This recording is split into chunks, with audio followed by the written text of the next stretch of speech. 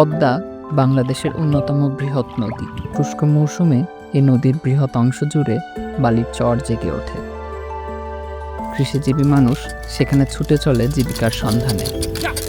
হাজারো গল্প পেছনে ফেলে আমরা এসেছি মহিষপালক রাখালদের কাছে, তাদের গল্পগুলো ফুটিয়ে তুলতে।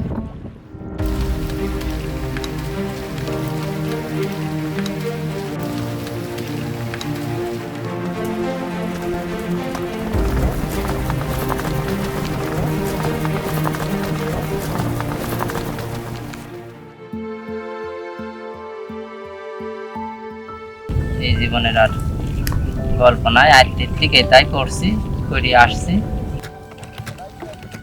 এইভাবে থাকে যে কাগজ মুড়িতে থাকি, বৃষ্টি আসলে রাত্রে কাগজের ভিড় ঢুকে সকালে। বাসি ভাত থাকলে পরে হয়তো খাই যায়, 13-14 জনের ভাত নিয়ে চলে যাবেন। এখন রাতা বাড়া হলেই গায়ে খুলে চলে যাবেন ওই পানির খুলে।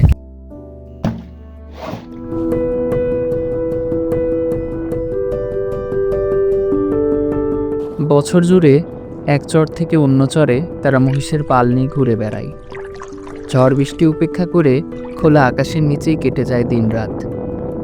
হাসি গল্প আর নির্বোধ প্রাণীর প্রতি মায়া তাদের এই পেশায় টিকিয়ে রাখে।